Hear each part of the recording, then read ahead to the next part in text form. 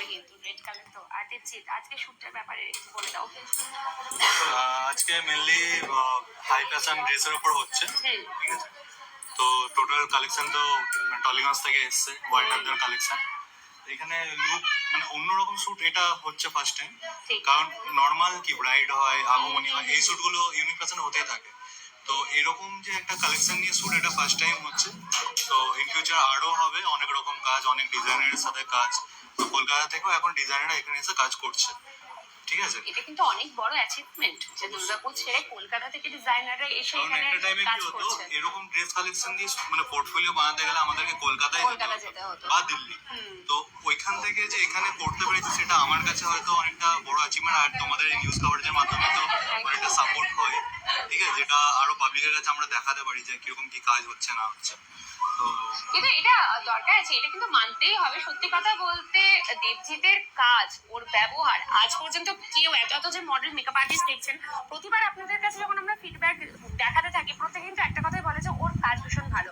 একটা হয় না, দেখবেন এরকম শুট কিন্তু বহু জায়গাতে অর্গানাইজ করা হয়, চার্জও অনেক বেশি থাকে। আর যদি কম চার্জও হয়, আপনারা পে করে দিলেন, তারপরে কিন্তু যে ওনার, তার কিন্তু আর পাতা থাকে না। সত্যি কথা এটা হচ্ছে, মানে টাকাটা তখন মনে হয় ওয়েস্ট হয়ে গেল।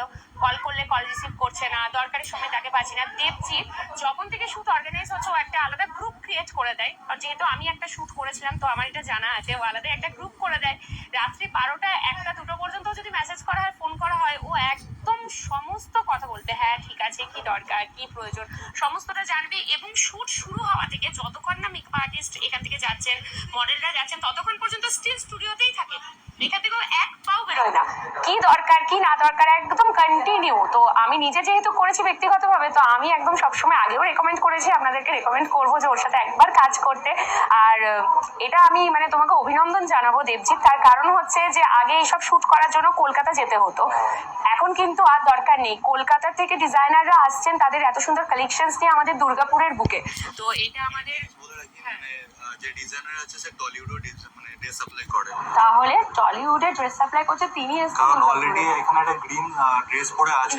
গ্রিনটা তো দেখিয়েছি। হ্যাঁ, তো এটা মধুমিতা যে সিরিয়াল আর্টিস্ট ও করেছিল। এখানে আছে আমার কাছে ছবিটা, আমি একবার দেখাতে চাই ওটা। একদম একদম দেখাও। এই যে ওকে, এই যে দেখাও। সিরিয়াল করে মধুমিতাকে তো আপনারা চেনেন নিশ্চয়ই। তো ওই যে ড্রেসটা পরেছে, এই ড্রেসটাই ওটা, এই ড্রেসটাই ওইটা যেটি মডেল একটু আগে গ্রিন ড্রেসটা পরেছিলেন। আরেকটা ড্রেস আছে, এটা আমিও নেব।